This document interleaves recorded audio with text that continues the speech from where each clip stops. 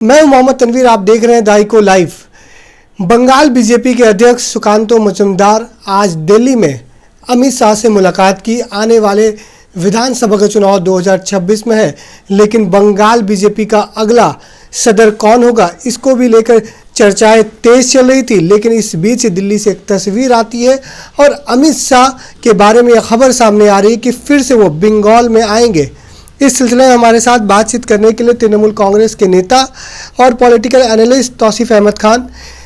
जिस तरह से एक तस्वीर वायरल हो रही है कि अमित शाह बंगाल में आएंगे, बंगाल बीजेपी के अध्यक्ष सुकांतो मजूमदार अमित शाह से मुलाकात करते हैं दिल्ली में, कैसे देखते हैं?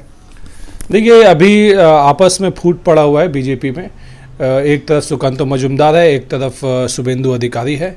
शुभेंदु अधिकारी लीडर ऑफ अपोजिशन तो है ही, लेकिन वो चाहते हैं कि बंगाल बीजेपी का उन्हें अध्यक्ष बना दिया जाए। लेकिन इस बारे में बीजेपी क्या फैसला लेगी वो उनका मामला है। सिवाय किसी कोई साजिश किया जाए, सिवाय कोई षड्यंत्र किया जाए, इसके अलावा बीजेपी के पास में कुछ है नहीं। अभी 2021 के इलेक्शन के समय से हमने देखा कि बंगाल के में आए बीजेपी के बहुत सारे नेता, और पहली दफ़ा उस वक्त अमित मालवीय आए अपना टीम को लेकर के, बीजेपी के आईटी टीम को लेकर के यहाँ पे बैठे रहे और जो है एक से एक प्रोपेगेंडा बनाते रहे।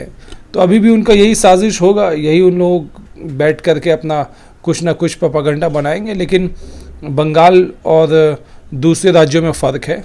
जैसा अभी रिसेंटली आपने देखा होगा, ममता बनर्जी ने नेताजी इंडोर स्टेडियम में पर्दाफाश किया इलेक्शन कमीशन का।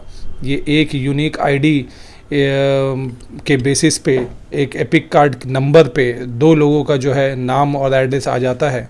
तो ये खुद इलेक्शन कमीशन के जो वोटर आईडी को लेके जो रूल्स है उसके खिलाफ है, क्योंकि रूल्स में बहुत क्लियरली लिखा हुआ है कि एक यूनिक आईडी एक व्यक्ति के लिए ही हो सकता है। तो उन्हें जो करना है करे। तृणमूल यहाँ पे अपनी तैयारी कर रही है। शुभेंदु अधिकारी बार बार कह रहे हैं कि 2026 में भारतीय जनता पार्टी की सरकार बनने जा रही है पश्चिम बंगाल में। देखिए, मुंगेरी लाल के सुनहरे सपने, तो अगर शुभेंदु अधिकारी इस तरह की बात नहीं बोलेंगे तो उनकी जो अपनी महत्वाकांक्षाएं हैं, वो जो बीजेपी के सदर बनना चाहते हैं, अध्यक्ष बनना चाहते हैं बंगाल के, वो उन्हें कौन देगा? तो इस तरीके से होप वो दिला रहे हैं अपने कार्यकर्ताओं में और सेंट्रल लीडरशिप में। लेकिन मैं समझता हूं कि दिल्ली बीजेपी टीम बहुत अच्छे से जानती है कि बंगाल दूरस्थ, बंगाल में बीजेपी दखल नहीं कर पाएगी, क्योंकि बंगाल में जो अभी भी जो लोगों का भरोसा है ममता बनर्जी पे, वो उठा नहीं है। लेकिन ममता बनर्जी पर और उनकी पार्टी पर करप्शन का आरोप है, उनके कई लीडर जेल जा चुके हैं। तो 26 के चुनाव में तो फर्क पड़ेगा। विरोधी बार बार तृणमूल कांग्रेस को निशाना बना रहे हैं। देखिए, करप्शन किस ज़माने में नहीं हुआ और करप्शन कौन से पार्टी में नहीं हुआ? सवाल यह है कि जब आरोप लगे भ्रष्टाचार का तो पार्टी ने उनके खिलाफ एक्शन लिया। तो हाँ, तृणमूल ने एक्शन लिया, चाहे वो मंत्री रहे हो चाहे जो रहे हो। सारे लोग जिनके खिलाफ आरोप है करप्शन का, वो जेल के अंदर हैं। और अगर इसके बावजूद भी और कोई है ऐसा जो जेल के अंदर नहीं है और जिसके खिलाफ आरोप है, तो वो लाए भाई। सीबीआई है, ईडी है, इनकम टैक्स है, कोर्ट्स है, सब कुछ तो है। अगर सीबीआई के, अगर भारतीय जनता पार्टी के पास में सच में कोई सबूत है, कोई तत्व है किसी के खिलाफ, तो वो लाए पब्लिक में, वो जाएं कोर्ट में। सिर्फ केवल बयान दे देने से कि भाई भ्रष्टाचार पार्टी है, भ्रष्टाचार। अब हिमंता बिस्वा शर्मा, बीजेपी ने खुद एक किताब छापा था हिमंता बिस्वा शर्मा के खिलाफ कि वो कितना बड़ा भ्रष्टाचारी है, और उसको बीजेपी ज्वाइन करवा करके आसाम का चीफ मिनिस्टर बना दिया। येदियुरप्पा कर्नाटका का चीफ मिनिस्टर, उसके खिलाफ रेड डायरी कितने मुहिम चले कि वो कितना बड़ा भ्रष्टाचारी है, लेकिन उसको जो है पार्टी में वापस ले लेते। तो ये एक राजनीतिक आरोप लगाने से नहीं होगा। आपके पास में अगर तृणमूल के खिलाफ अगर कुछ है सबूत, आप पेश कीजिए कोर्ट में। 2026 का चुनाव बहुत ही करीब है, एक साल ही बाकी रह चुके हैं और ममता बनर्जी ने नेताजी इंडोर स्टेडियम से कह दिया 215 हमारा लक्ष्य है। और अभिषेक बनर्जी कहते हैं कि हमारा गला कट जाएगा, लेकिन हम ममता बनर्जी ही निकलेगा और हम बीजेपी में नहीं जाएंगे। जी हाँ, ये सब तो आरोप है।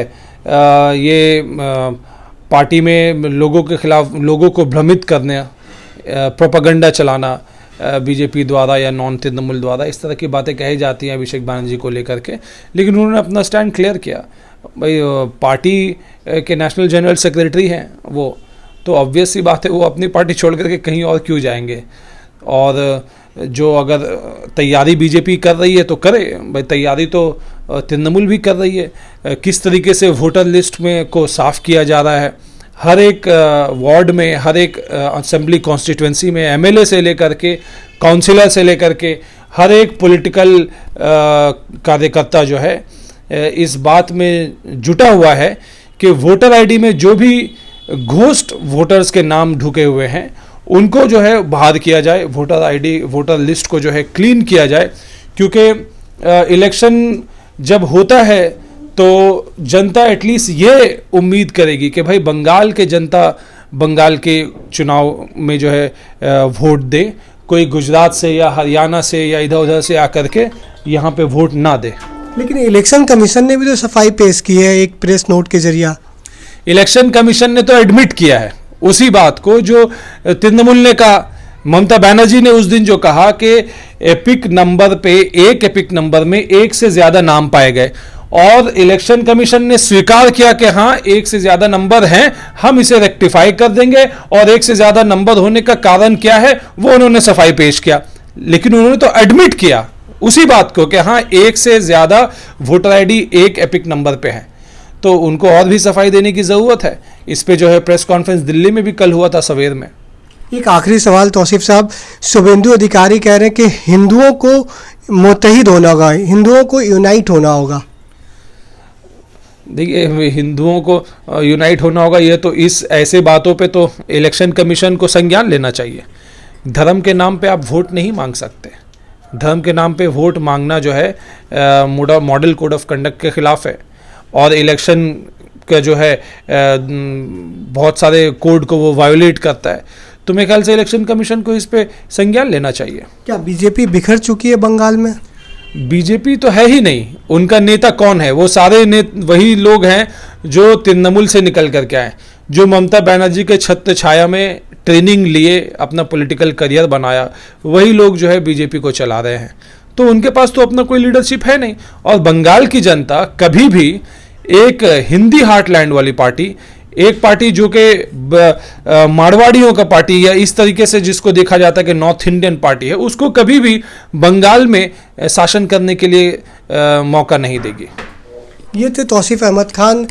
आज एक तस्वीर वायरल होती है अमित शाह की, और जिसमें देखा जाता है कि सुकांतु मजूमदार अमित शाह से बातचीत कर रहे हैं। अब तक ये जानकारी नहीं मिल पाई कि किस मुद्दे पे इनकी मुलाकात थी, लेकिन कहा जा रहा है कि आने वाले दिनों में बंगाल बीजेपी का सदर कौन होगा, इसको लेकर पार्टी सोच विचार कर रही है।